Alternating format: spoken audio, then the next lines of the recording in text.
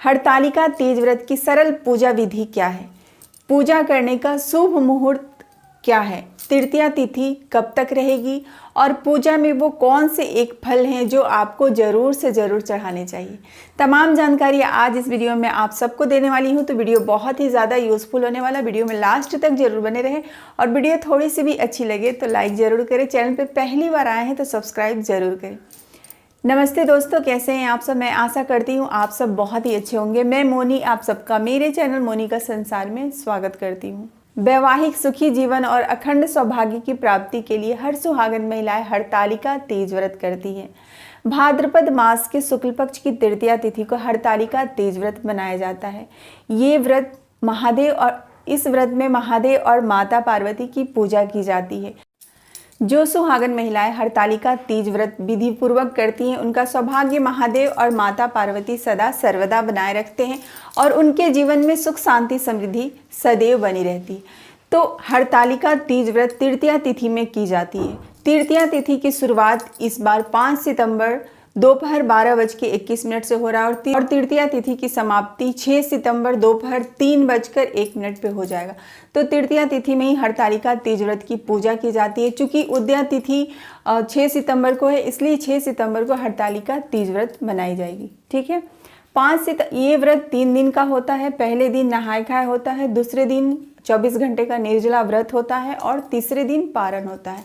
पहले दिन आपको सुबह उठ करके स्नान करने के बाद ही कुछ खाना और पीना होता है। तो इस दिन आपको बाल पर से स्नान करके और पूजा करने के बाद महादेव माता पार्वती की खाना चाहिए। लेकिन चूंकि इस बार नहाय खाए के दिन गुरुवार पड़ रहा है, तो गुरुवार के दिन किसी भी सुहागन महिलाओं को बाल नहीं धोना चाहिए।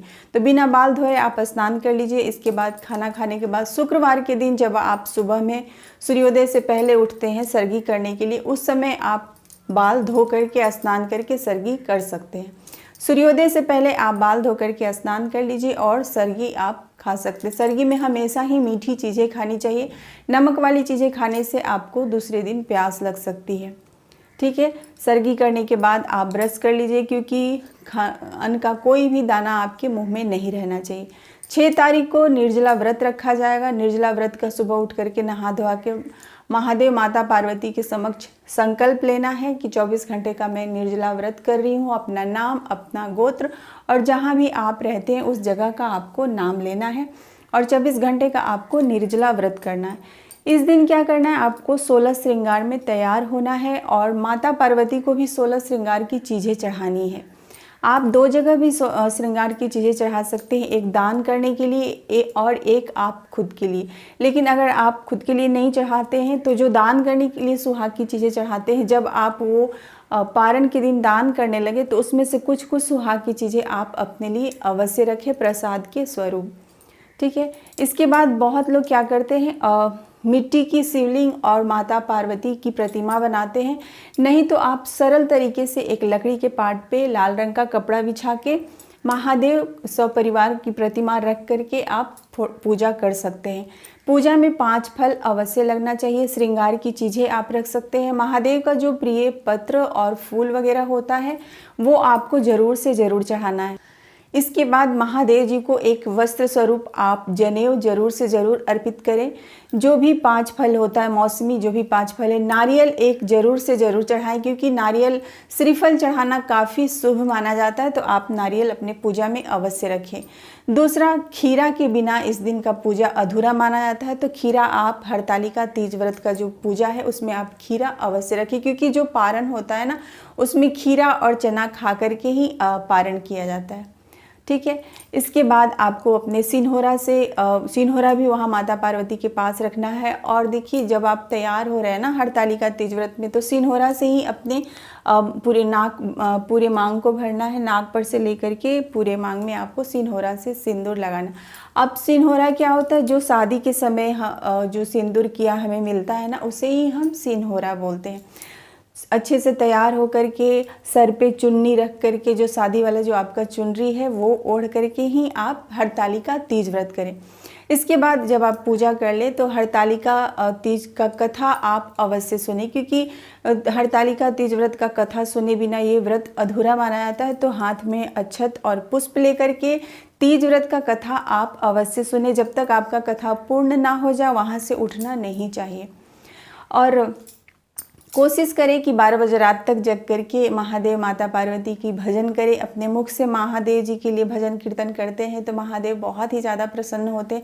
ऐसे तो इसमें लोग पूरी रात भी जगते हैं, लेकिन अगर पूरी रात आप नहीं जग सकते हैं तो कम से कम कोशिश करें कि 12 बजे रात तक जग करके भजन कीर्तन अवश्य करें।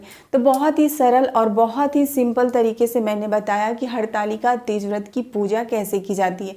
ऐसे तो देखिए आपको यूट्यूब पे बहुत सारे वीडियो मिल जाएंगे जिसमें कि बहुत सारी चीज़ों के बारे में लोग बताते हैं। अब देखिए हर जगह हर चीज़ मिलना संभव नहीं है, बहुत सारी जगहों पे बहुत सारी चीज़ें नहीं मिल पाती, लेकिन ये कम सामान में आप बहुत ही सिंपल तरीके से, बहुत ही सरल तरीके से अपने घर पे महादेव जी माता पार्वती की फोटो रख करके पूजा कर सकते हैं। और देखिए हरतालिका तीज व्रत का जब आप पूजा करें तो सर्वप्रथम गणेश जी की पूजा आप अवश्य करें, क्योंकि शास्त्रों के अनुसार गणेश जी की पूजा सर्वप्रथम करने से हमारा पूजा स्वीकार महादेव और माता पार्वती करते हैं।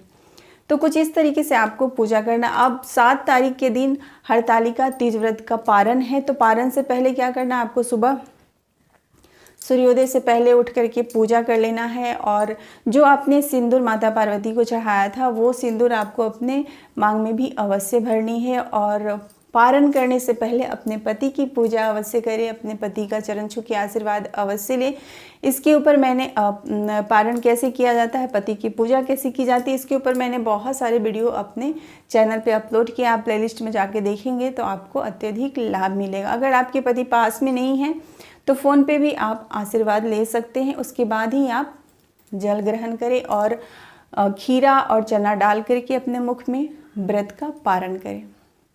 तो इस तरीके से आप हरतालिका तीज व्रत की पूजा कर सकते हैं। मैं अपनी तरफ से पूरी कोशिश की हूँ इस वीडियो में आप लोगों को पूरी जानकारी देने के लिए। उम्मीद करती हूँ इस वीडियो से आप सबको बहुत ही ज़्यादा लाभ मिले। वीडियो से जुड़ी कोई सवाल है तो आप ज़रूर से ज़रूर पूछें। तब तक अपना ख्याल रखें, हंसते रहें, मुस्कुराते रहें। हरतालिका तीज व्रत की आप सबको ढेर सारी शुभकामनाएँ। हर हर महादेव।